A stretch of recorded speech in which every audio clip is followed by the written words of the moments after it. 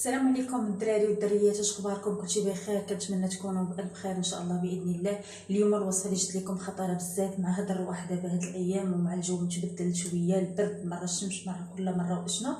دونك انا جبت لكم واحد الوصفه خطيره لا الوليدات لا الدراري لا الناس الكبار لاي واحد. ضربه ببطله خوتي زوينه بزاف، اللي هي ما فيها شي حاجه اللي هي كثيره، داكشي كلشي كاين في الدار، ما كايناش حاجه اللي ما كايناش. خوتي خواتاتي غادي نبدا معكم الوصفه بسم الله ونتوكلوا على الله. ها نتوما غادي تاخذوا، عندي هنا القرنفل، شويه ديال السكر، اللي بغى يدير السكر ما بغاش يدير السكر ما يديروش، وعندي الحامض يكون بلدي. الحامض كنشدوه كنعصروه غير بايدك تعصر مزيان، وإلا كان داك الحبوب يمكنك تحيديه.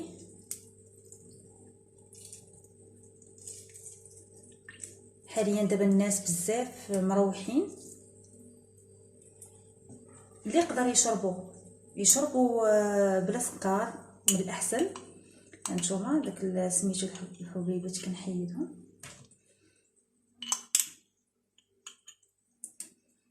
واللي ما قدرش عليه غيجي مر كنزيد هاد القرنفلات.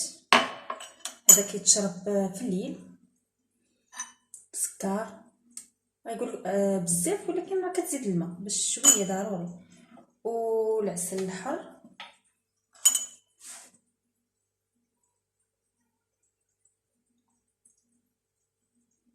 نص معلقه او معلقه او اللي بغيتي نتايا.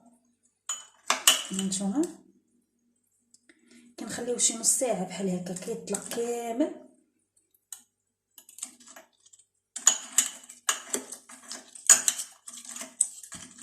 يطلق داك سميتو القرنفل، نساجمو بحال هكا كما كتشوفوا.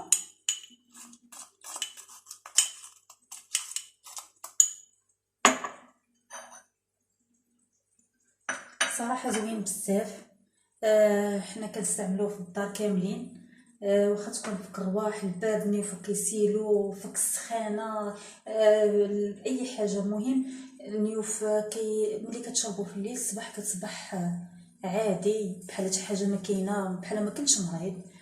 زوينه بزاف، كنتمنى غادي تجربوها وغتقولوا لي الناس اللي فيهم هاد الرواح. دابا غادا نزيد شويه ديال الماء،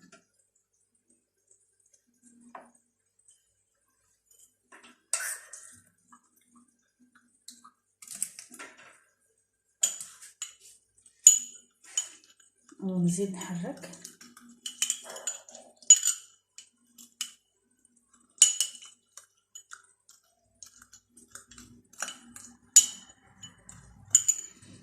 صافي ونخليه نص ساعه، نغطيه بشي حاجه ونخليه نص ساعه.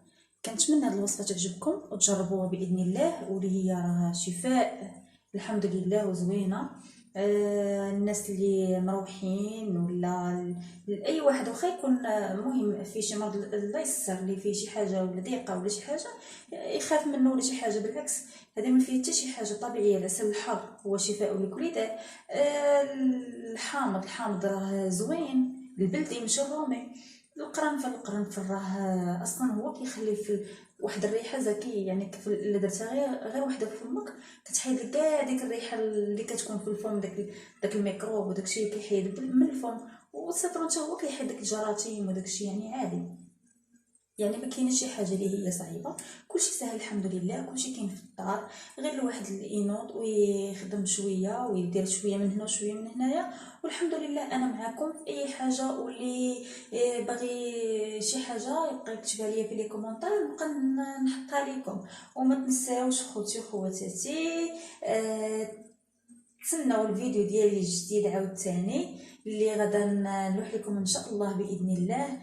وخليو لي لي كومونتير كيفاش الناس اللي مروحين اللي غيجربوها هما اللي غيقولوا لي، واللي عارفينها. المهم حنايا كنستعملوها بزاف. ونهاركم مبروك، كنتمنى لكم التوفيق، بون كوراج. وكنتمنى لحد الناس اللي ما خدامينش يتهلاو في راسهم ويخرجوا من مواتهم ويضربوا دويره ان شاء الله باذن الله. وتهلاو في راسكم بزاف، والسلام عليكم.